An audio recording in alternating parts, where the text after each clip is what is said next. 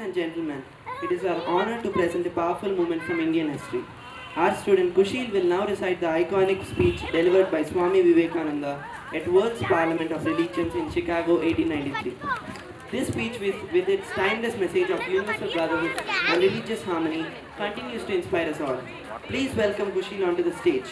Now let us all dive into the year 1893 and relive the profound words of Swami Vivekananda.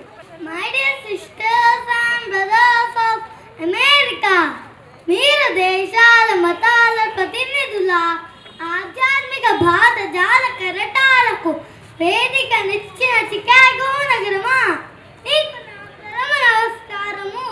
సర్వ మతాలకు సర్వ ధర్మాలకు తల్లి అనుదగ్గ నా సనాతన హైందవ ధర్మం పేరిట మీకు నా అభినందనలు అభివందనలు.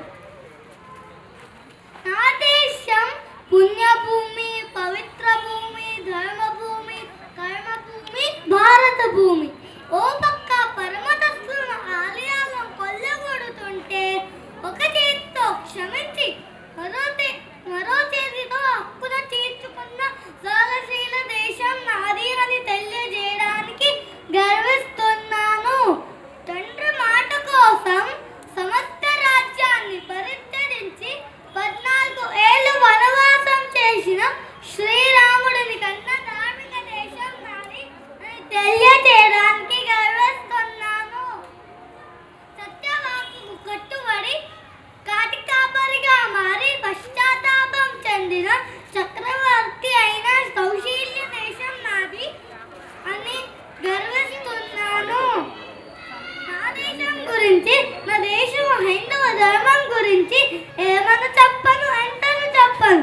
యోగా మాది, ధ్యానం మాది, చదరంగం మాది, మార్షల్ ఆర్ట్స్ అనే యుద్ధ కళలు మావి. ప్రపంచానికి సున్నాని అంకెను అందించి నవ శతాబ్దానికి నాంది పలికిన దేశం మాది. ప్రపంచంలో మొదటిసారిగా 20 శతాబ్దాలకు పూర్వమే శస్త్రచికిత్స చేసిన సుష్ఠుడు మావాడే.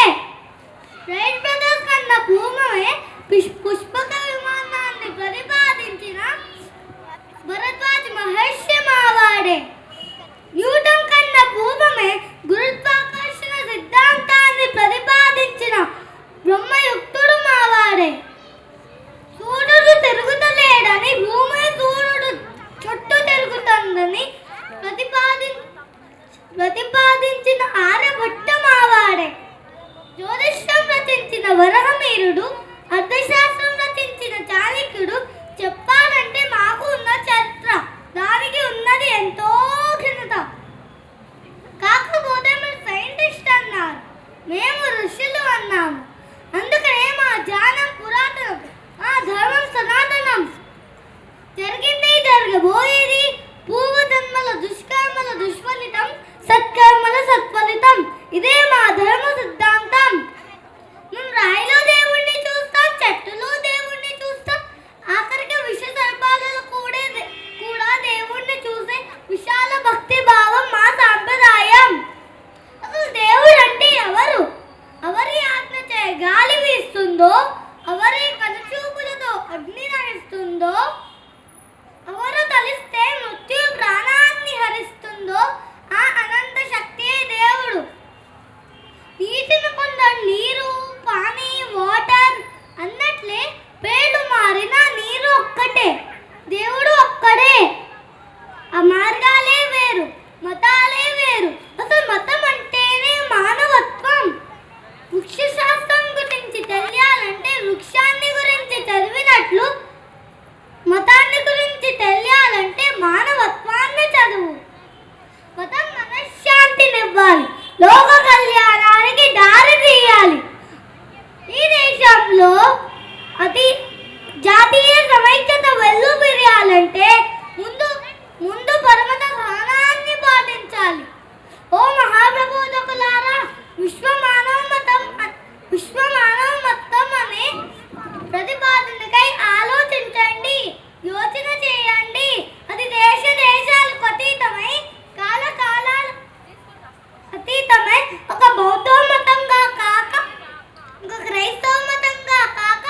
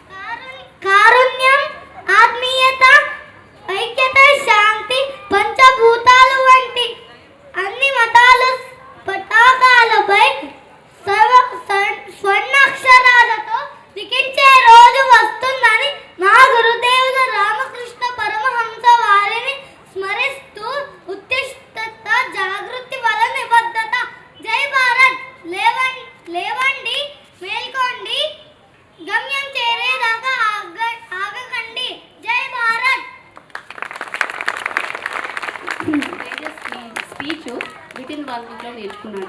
లాస్ట్ సాటర్డే మేము ప్లాన్ చేసాం 1 వీక్లో జస్ట్ స్టార్ట్ చేద్దాం, అందరు పిల్లలు ఊరి నుంచి వచ్చేసారు అని. సో నిజంగా ఐ వాంట్ యాక్చువల్లీ అబ్బాయి యూఎస్ సిటిజన్ అండి, ఇక్కడ పుట్టలేదు వాడు. So I want congratulate their parents. Please come on to the stage, please please. Shailaja please. So పిల్లల్లో చూడండి ఎంత ప్రతిభ ఉందో, మనం దాన్ని తీసుకురావాల్సిన బాధ్యత మనకుంది. అందరూ భయపడతారు. ఇప్పుడు నేను ఏదైతే స్పీచ్ రాసేస్తే ప్రింట్అవుట్స్ ఇస్తున్నారు పిల్లలకి, రాసుకోమని చెప్పండి. ఆ పేషెన్స్ని నేర్పించండి పిల్లలకి. ఓకే, అసలు ఎక్సలెంట్ నిజంగా వాడి డిక్షను అది. బుల్లి వివేకానందం చూసాం కదండి అందరూ. Yes, God bless you. నిజంగా అక్కడ ఉండి వాడు భగవద్గీత శ్లోకాలన్నీ చెప్తాడు. ఓకే, ఇలా పిల్లల్ని తయారు చేయాలండి మనం కూడా. ప్లీజ్ అందరూ ఆలోచించండి. వాళ్ళు అక్కడ ఉండి మన ఇక్కడ ఉండి మర్చిపోతున్నాం కల్చర్ని, యూఎస్లో ఉండి మన కల్చర్ని బతికిస్తున్నారు. Okay, thank you.